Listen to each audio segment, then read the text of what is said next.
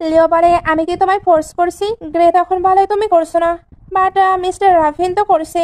লিও তখন বলে, এটা আমার কোনো কিছুই করার নেই, তোমরা রাভিনের কন্ডিশন অ্যাকসেপ্ট করেছো যাতে কিনা তোমরা একে অপরের সঙ্গে ম্যারেজ করতে পারো। ম্যারেজ করতে হলে তোমাদেরকে তার ডিমান্ড ফুলফিল করতেই হবে। গ্রেট তো এগুলো শুনে অনেক রাগ হচ্ছিল, তবে লিওয়ের এগুলোতে কোনো যায় আসে না। সে স্পষ্ট জানিয়ে দেয় সে কোনো কিছুই করতে পারবে না। গ্রে এবার বলে, আমি তোমাকে একটি সেন্স দিয়েছিলাম, বা তুমি নিজেই ওইটা পায়ে ফেলে দিয়েছো। এটা বলার সঙ্গে সঙ্গে সে ইচ্ছা করে স্টেয়ার থেকে পড়ে যায়। লিও এবার বুঝতে পারে এটা তার জন্য একটি ট্র্যাপ ছিল। তার এবার রাভিনের বলা কথাগুলো মনে পড়ে, এর জন্য সে ওই স্টেয়ার থেকে পড়ে যায়।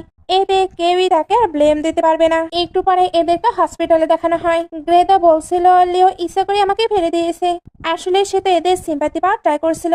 ডেমিয়ান তো খুব সহজেই গ্রেকে বেলে পড়ে নেয়। এর জন্য রাভিনকে বলে, আঙ্কেল এটা একদমই ইলিগাল, সে উঠলেই আমি তাকে পানিশমেন্ট দেবো।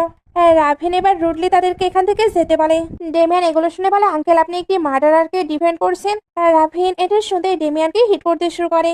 ডেমিয়ান বলছিল, আপনি লিওয়ের জন্য আমায় হিট করছেন। রাভিন তখন তাকে আরো হিট করে। তারপর বলে, তুমি সত্যি স্টুপিড, ছোট থেকে তুমি তার সঙ্গে বড় হয়েছো, তুমি কি জানো না লিও কেমন পারসন? লিও এবার উঠে বলে, হানি তুমি ওইখানে কি করছো? আমার হাগ লাগবে, তুমি কি আর আমায় লাভ করো না? রাভিন এগুলো শুনে অবাক হয়েছিল, এর জন্য চারিদিকে ঘুরে বলে, তুমি কাকে হানি বলছো? লিও তখন বলে, অবশ্যই এটা তুমি। আমি বলেছিলাম তোমার এই স্মেল গার্লিকের মতো, এর জন্যই তুমি কি আমায় ইগনোর করছো? এটা বলে ড্রামা কুইনের মতো কান্না করছিল, আর এটাও বলছিল, বেবি তুমি আমার সঙ্গে কোল কেন হচ্ছ? রাভিন এবার তাড়াতাড়ি করে তার কাছে চলে আসে। ডক্টরও তাকে চেক করতে এসেছিল। এরা দুজন তো কোনো কিছুই বুঝতে পারছিল না। ডক্টর এবার জানায় ওনাকে অনেক রেস্ট নিতে হবে, হয়তো ওনার টেম্পোরারি মেমোরি লস হয়েছে। লেও এবার বলে, হানি আমার মাথায় তো অনেক পেইন হচ্ছে, আমার একটু হাগ লাগবে, আমায় তুমি হাগ করো তাহলে বেটার ফিল করবো। ডেমিং এগুলো শুনে রেগে বলে, তুমি ডাম্প হবার প্রিটেন্ড করা বন্ধ করো, কারণ তুমি যা কিছুই করে নাও আমাদের মাঝে অলরেডি সবকিছু অভার। লিও এবার বলে, তুমি কি? সে এবার রাভিনকে হাঁ করে বলে, সেটা আমায় বুলি করছে। ডেমিং এর এতে আবারও রাগ হচ্ছিল, তবে রাভিন এদেরকে চুপ হতে বলে। ডেমিয়ান বলছিল সে মিথ্যা বলছে।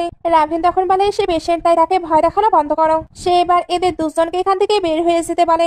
ডেমিয়ান এবার যাবার আগে ভাবছিল, লিও তুমি ওয়েট করো, আঙ্কেল এমন পার্সনকে মোটেও লাইক করে না। এরা যেতেই রাভিন সরে আসে। নার্স এবার জানায় লিও নাকি পেছনেও আঘাত পেয়েছে, ওইটা এখন ক্লিন করা প্রয়োজন। লিও তাকে বাইরে যেতে বলছিল, তবে রাভিন জানায় তারা তো ম্যারেজ করবে, তাই ক্লিন করার জন্য অন্য কাউকে প্রয়োজন নেই। সে এবার ওইটা নিয়ে লিওকে শুয়ে দেয়। তারপর তার ড্রেস ওপেন করতে চাচ্ছিল, আসলে সে তো বুঝতে পারছিল লিও মেমোরি লস করেনি, এটা সে তার মুখে থেকেই শুনতে চাচ্ছিল। লিও এবার উঠে পড়ে, তারপর ভাবতে থাকে, আঙ্কেল কতটা এক্সপার্ট, আমি এখন কি এক্সকিউজ দিয়ে এটাকে এড়িয়ে যাব? তার মাথায় তো কোনো কিছু আসছিল না, এর জন্য সে স্বীকার করে নেয় সে প্রিটেন্ড করছে।